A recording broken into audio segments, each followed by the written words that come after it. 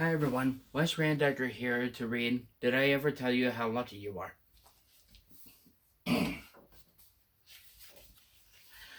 When I was quite young and quite small for my size, I met an old man in the desert of Dries, and he sang me a song I will never forget.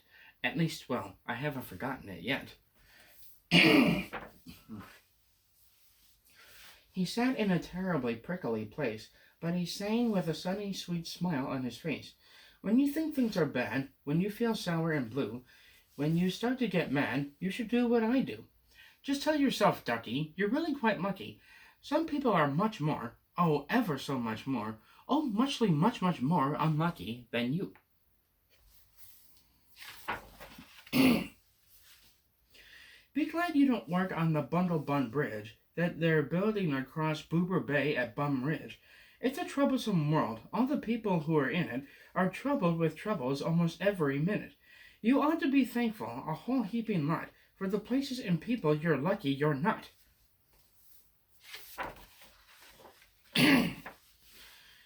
Just suppose, for example, you live in Gazette and got caught in that traffic on Zate Highway 8.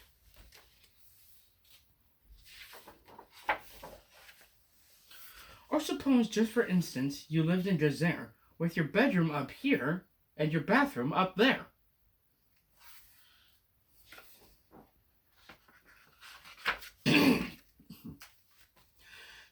Just suppose you were poor Herbie Hart, who is taking his thrombodibulator apart. He will never get it together, I'm sure. He never will know if the geck or the gore fits into the scrunch or the snux or the snore. Yes, Ducky, you're lucky you're not Herbie Hart, who has taken his thrombodibulator apart.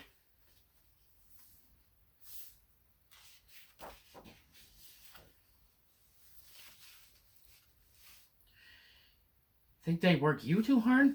Think of poor Ali Sard. He has to mow grass in his uncle's backyard, and it's quick-growing grass, and it grows as he mows it. The faster he mows it, the faster he grows it, and all that his stingy old uncle will pay for his shoving that mower around in that hay, is the piffulous pay of 2 duklas a day, and Ali can't live on such piffulous pay.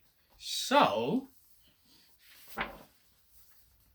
he has to paint flagpoles on Sundays and grooves. How lucky you are you don't live in his shoes.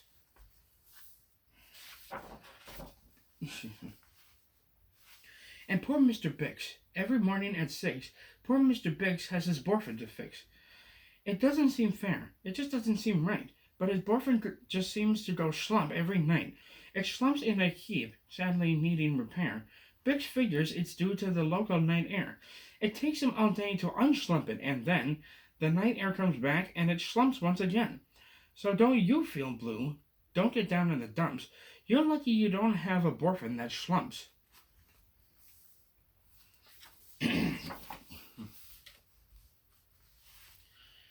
And while we are at it, consider the Schlotz, a crumple-horned, web-footed, green-bearded Schlotz whose tail is entailed with unsolvable knots. If he isn't much more worse off than you, I'll eat my umbrella. That's just what I'll do.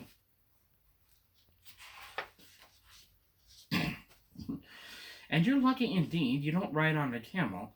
To ride on a camel, you sit on a whammel. A whammel, you know, is sort of a saddle, held on by a button that's known as the faddle. And boy, if your old whammel faddle gets loose, I'm telling you, Ducky, you're gone like a goose.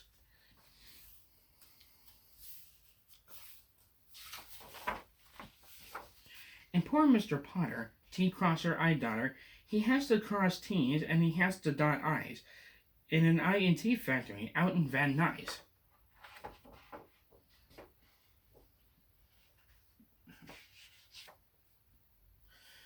All the jobs people work at out west near Hotch Hotch, there's a Hotch Hotcher bee watcher. His job is to watch, is to keep both his eyes on the lazy town bee. A bee that is watched will work harder, you see. Well, he watched and he watched, but in spite of his watch, that bee didn't work any harder, not much. So then somebody said, our old bee watching man just isn't bee watching as hard as he can. He ought to be watched by another Hotch Hotcher. The thing that we need is a bee watcher. Well, the bee watcher watched the bee watcher. He didn't watch well, so another Hotch Hotcher had to come in as a watcher. And today, all the Hotchers who live in Hotch Hotch are watching on watching the watcher who's watching that bee. You're not a Hotch Hotcher. You're lucky, you see.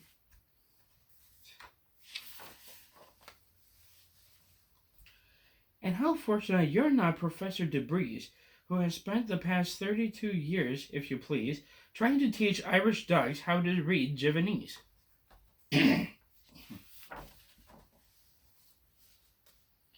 And think of the poor puffing flugelhorn players who have to parade down the flugelhorn stairs every morning to wake up the Prince of Pooboken. It's awful how often their pugils get broken.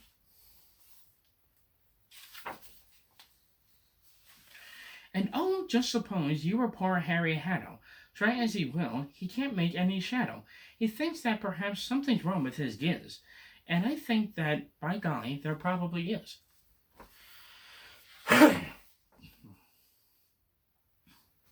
And the poor brothers Bazoo. Suppose your hair grew like theirs happened to do. You think you're unlucky? I'm telling you, Ducky, some people are muchly, oh ever so muchly more unlucky than you. And suppose that you lived in that forest in France, where the average young person hasn't a chance to escape from the perilous pants-eating plants. But your pants are safe. You're a fortunate guy, and you ought to be shouting, "How lucky am I?" And speaking of plants, you should be greatly gladish. You're not Farmer Falkenberg's 17th radish.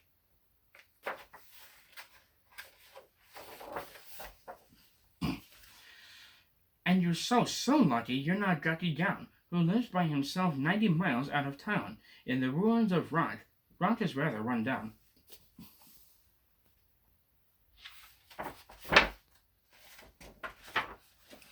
And you're so lucky you're not a left sock, left behind by mistake in the caverns of Croc.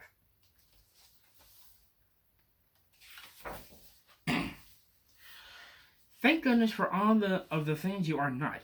Thank goodness you're not someone forgotten, and left all alone in some punkerish place, like a rusty tin coat hanging in space.